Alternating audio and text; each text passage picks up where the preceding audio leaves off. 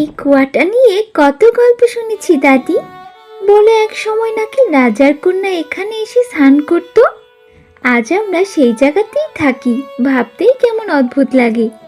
কিন্তু একটা জিনিস আজও বুঝতে পারলাম না, ওই বিশাল ঘন্টাটা এখানে কেন রাখা হয়েছে।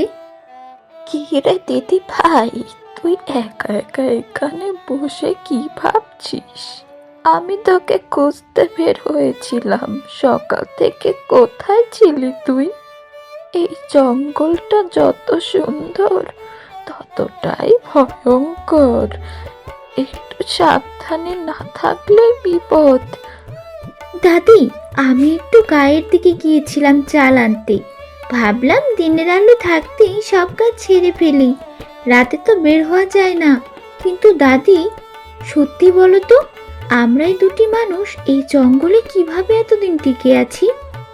এটা শুধু আমাদের শক্তি না রে, এটা ওপরওয়ালার আশীর্বাদ। তাই তো এত বিপদের মধ্যেও কেউ আমাদের ছুতে পারে না। আর এই ঘন্টাটা, ওইটাই আমাদের রক্ষা করার শেষ ভরসা। ঘন্টা মানে? ওটা বাজালে কি হয় দাদি? আমি তো এতদিন শুধু দেখে এসেছি, কখনো বাজাতে দেখিনি। আজ বলো না, ওটার আসল রহস্যটা কি? যদি কখনো এই জঙ্গলে বড় কোনো বিপদ আসে, ডাকাত, আগুন বা কোনো অঘটন, তখনই ঘন্টা বাজানো হয়। তার শব্দে গ্রামের সবাই ছুটে আসে, সবাই সতর্ক হয়ে যায়। ও তাই নাকি? আমি তো ভাবতাম শুধু সাজানোর জন্যই রাখা। কিন্তু দাদি, আজ আকাশটা কেমন অদ্ভুত লাগছে। মনে হচ্ছে বড় কিছু ঘটতে চলেছে। হ্যাঁ, মেঘের চেহারা ভালো না, যে কোনো সময় ঝড় বৃষ্টি নামবে। চল তাড়াতাড়ি ঘরে যাই, রান্নাটাও সেরে ফেলতে হবে। বর্ষার সময় এই জঙ্গলে এক মুহূর্তেও নিশ্চিন্তে থাকা যায় না। আজ অফিসে যাব না ঠিক করেছি। এই আবহাওয়ায় কাজ করতে মন চায় না। তার চেয়ে ভাবলাম পরিবারকে নিয়ে একটু ঘুরে আসি। মোহিনী গ্রাম শুনেছি জায়গাটা স্বর্গের মতো সুন্দর। মোহিনী গ্রাম? সেটা আবার কোথায়? এই বৃষ্টি বাদলে এত দূরে যাওয়াটা কি ঠিক হবে? আমার কেমন জানি অস্বস্তি লাগছে রাহুল। একটা বড় জঙ্গল আছে, মায়াবন। সেটা পার হলেই গ্রামটা, পাহাড়ের কোলে সবুজে ঘেরা। বর্ষায় নাকি আরো সুন্দর হয়। এই শহরের জীবনটা একঘেয়ে হয়ে গেছে, একটু বদল দরকার। তুমি সব সময় এমনই হুট করে সিদ্ধান্ত নাও। দেখো, আকাশের অবস্থা ভালো না, বৃষ্টি নামলে কিন্তু সমস্যা হবে। আমার মনে হচ্ছে আমরা ভুল করছি। আরে কিছু হবে না, আমরা গরুর গাড়িতে যাচ্ছি, ধীরে ধীরে পৌঁছে যাব। এই অভিজ্ঞতাটাও তো জীবনে একবার দরকার। কিন্তু আমি পথের কিছু লোককে লক্ষ্য করেছি, ওরা বারবার আমাদের দিকে তাকাচ্ছিল। আমার মনে হচ্ছে ওরা আমাদের অনুসরণ করছে। তুমি অত চিন্তা করো না, হয়তো কাকতালীয়। তবে হ্যাঁ, একটু সাবধানে থাকাই ভালো। এই জঙ্গলটা কিন্তু সহজ না। কেউ আছেন? আমরা খুব বিপদে পড়েছি। এই ঝড় বৃষ্টিতে আর এগোনো সম্ভব না। একটু আশ্রয় চাই, দয়া করে দরজাটা খুলুন। ওরে বাবা, এই অবস্থায় কেউ বাহিরে যায় নাকি? এসো, বারান্দায় উঠে এসো, ভিজে গেলে ঠান্ডা লেগে যাবে। দিদি ভাই, তাড়াতাড়ি গামছা আর শুকনো কাপড় নিয়ে আয়। আপনি আমাদের বাঁচালেন, না হলে আমরা এই জঙ্গলে কোথায় যেতাম? আমরা শহর থেকে এসেছি, কিছুই চিনি না এখানে। আপনার এই উপকার আমরা কোনোদিন ভুলবো না।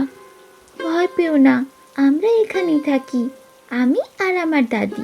এই জঙ্গলে বাঁচতে হলে সাহস আর বুদ্ধি দুটোই লাগে। আপনারা এত বড় জঙ্গলে একা থাকেন, ভয় লাগে না আপনাদের? আমরা তো এখানে এসে আতঙ্কে কাঁপছি। ভয় তো লাগেই, কিন্তু অভ্যেস হয়ে গেছে। তবে এই জঙ্গল নিরাপদ না, ডাকাতদের আনাগোনা আছে, তাই সব সময় সতর্ক থাকতে হয়। ডাকাত? তাহলে তো আমরা আরো বিপদে পড়েছি। আমি বলেছিলাম না রাহুল, এই যাত্রা ঠিক না। এখন কি হবে আমাদের?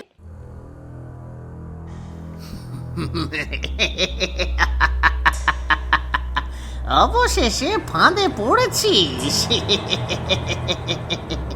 আমরা এই মায়াবনের রাজা, এখানে আমাদের আইন চলে।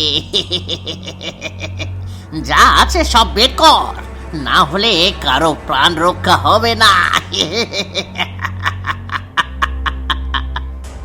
দেখুন, আমরা সাধারণ মানুষ, আমাদের কাছে তেমন কিছু নেই।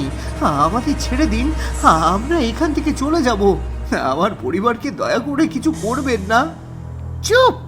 বেশি কথা বললে মাথা আলাদা করে দেব। সোনা টাকা যা আছে সব চাই, আর কালকে শহরে গিয়ে 10 লাখ টাকা এনে দিবি।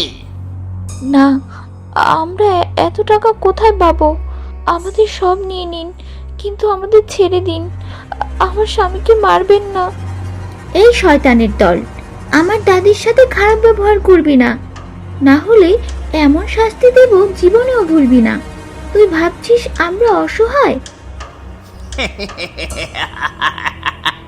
তো সাহস তো কম না, কিন্তু মনে রাখ, আমরা যা চাই তা নিয়েই আমরা যাই। এখান থেকে কেউ পালাতে পারবে না।